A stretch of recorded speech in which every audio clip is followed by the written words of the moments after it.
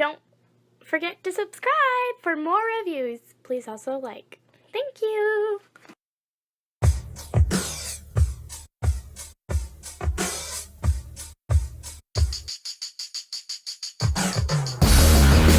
I don't know what's real anymore.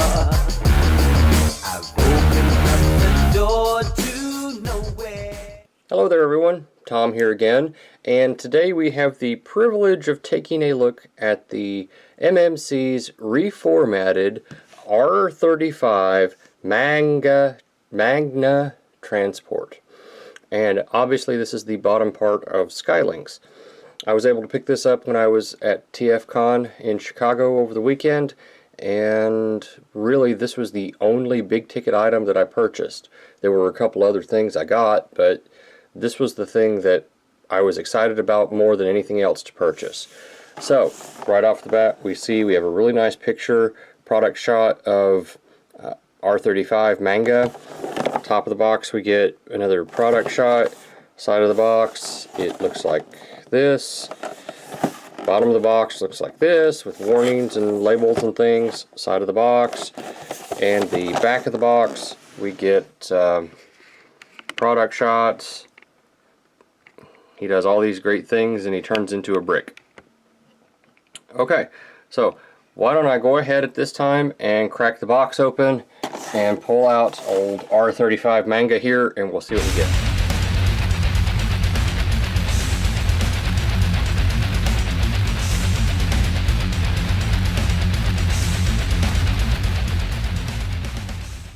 Alright, let's begin by mentioning the fact that this product has an LED feature.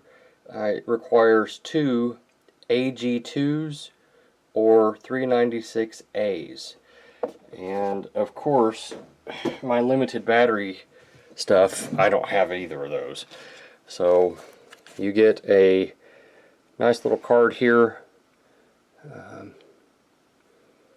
Yeah, it's fairly thick. It's got all these different stats on it. So yay for the card. Let's see here. It comes with this little bit right here, which is designed to pop in right here, give you a little leverage so you can lift that up so you can put in your button cell batteries. As you see, it does work. You just have to make sure you get it right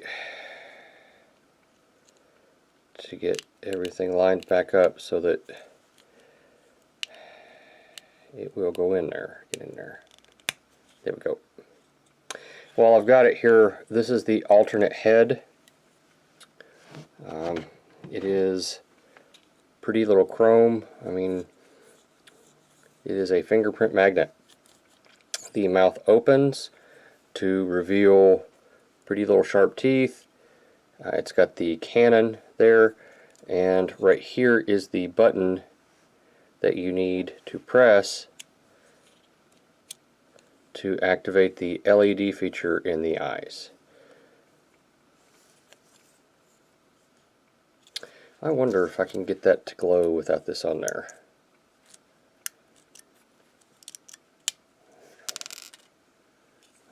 It's unlikely, but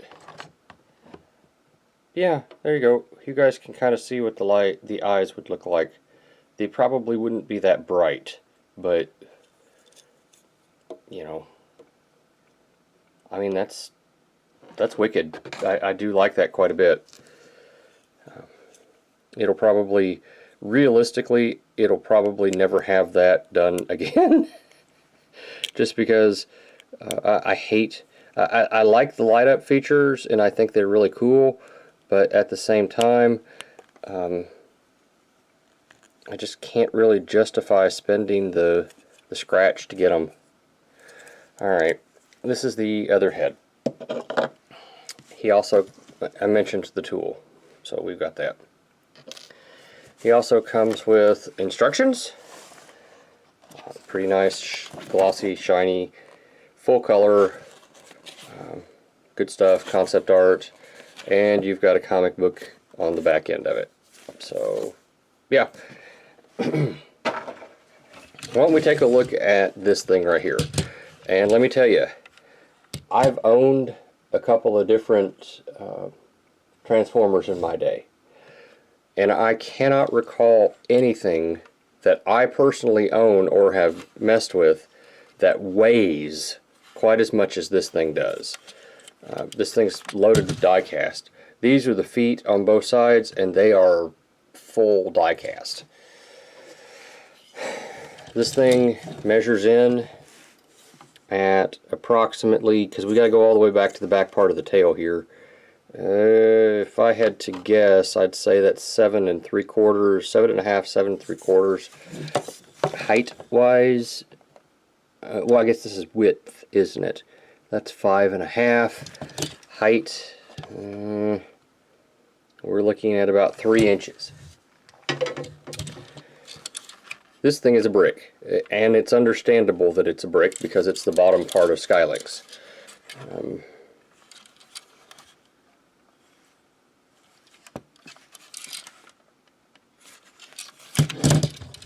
It does roll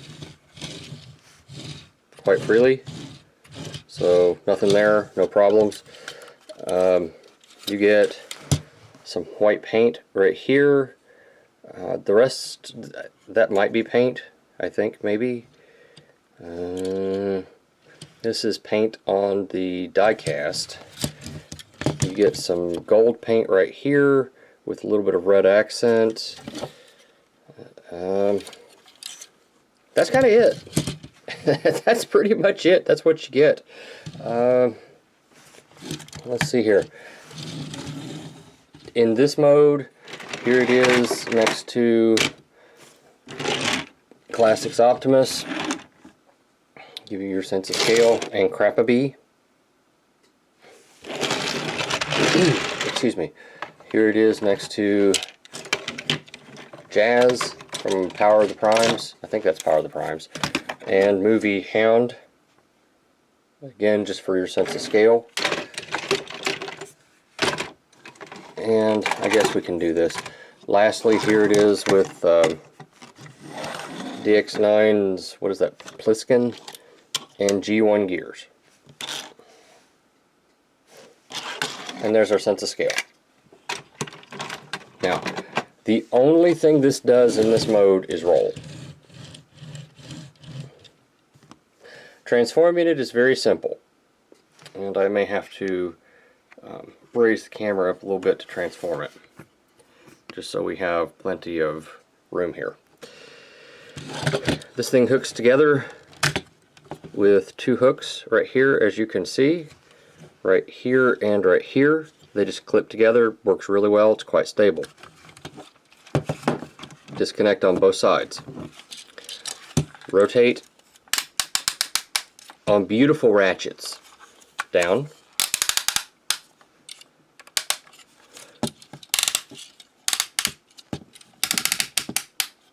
Like this. Disconnect right here, which there's just a tab right there that fits into that slot right here. Bring this down, move your foot over, and you've got a leg done. The transformation here is not complex at all. You just have to kind of know what you're doing, and you can make it do what you want. Unplug and bring that forward so that it's kind of like this. And then take this one. This one is very stiff, but that's okay. That means that it will do what I want it to for a good long time. Now the tail comes out. It's on a single pin hinge in here, so you have to pull both at once. And the head. Lift up this section, pull down right here for this hinge. This gave me problems the first time I did it. I wasn't entirely sure how to do it, and I was afraid I was going to break it. So just be mindful of this. raising up our camera a little bit more and flipping out the head, pushing this in so that it locks in right here, pushing this up so that it creates the neck, and here is Sky Lynx, the bottom part, in his beast mode. And this is where this shines. The tails are individually hinged. You have a hinge here, here, here, and one here. And I mean, you can do what you want to with them, but I think they're supposed to kind of stay together. The legs are on soft ratchets, and they're stout enough to be able to hold the weight of this die cast. Double jointed knees. I mean, you can do whatever you need to with them. The feet has an individual toe right here, individual toe, and moves back and forth. There's a rocker based right here, so it goes back and forth as needed. You have a bicep, is it bicep? Whatever it is, hinge right here, so that works as well. So you can get him out, make him stand, articulation in the shoulders. Those hinges will go all the way around if you need them to. It goes out this far at the front. The mouth will open, and you've got that little blaster right there. Additionally, the switch for the eyes are right there. And let's see if I can get these lit up. Maybe, sort of. Yeah, I'm not doing so well right there with that one, but you can kind of see what they would look like lit up. Okay, the head can rotate. It's on a ball joint, and it has a hinge back in the back, and then, like I said, it's on the ball joint. So you can make him look all the way this way. He can go down, he can go up, and if you needed to, he could always cheat it a little bit, kind of breaking that hinge, but he does have the sculpt there, so it works. Additionally, he has hinges in here and here, which allow him to rotate some. He can go down or up. So he's really articulated for the creature that he is. Let's see here. Alright. I think we ought to back out a little bit and do some scale comparisons.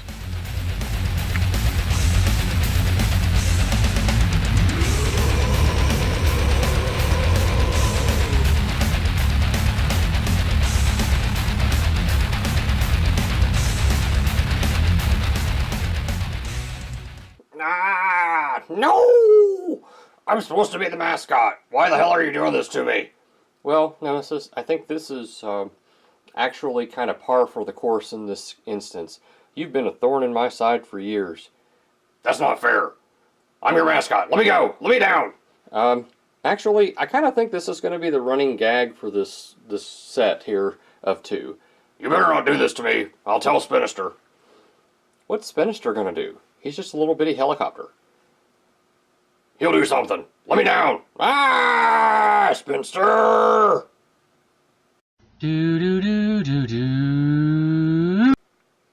Final thoughts wise, I'm really looking forward to the second part of this. I really am. I really am. We've got a little bit of gold that comes through right here I don't think I mentioned, and I really like this gold head sculpt with the white teeth. This thing doesn't have a whole lot of paint on it. It doesn't. But it doesn't necessarily suffer from that lack of paint. The color breakup is good. The build quality is excellent. The articulation is good. I'm really looking forward to seeing what they do with the bird part of Sky Lynx. It's got, in case I didn't mention it, it's got a clip right here.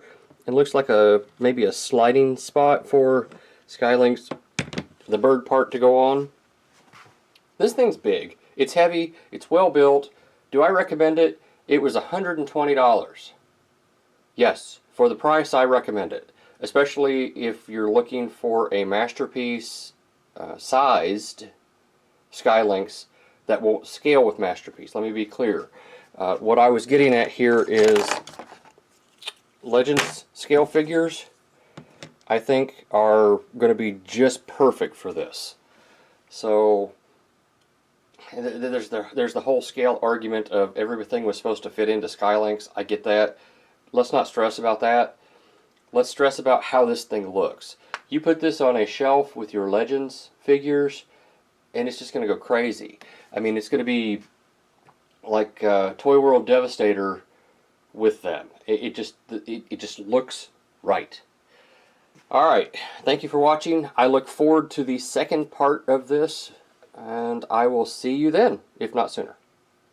And thank you for watching my Papa's channel. Please subscribe and like. Thank you.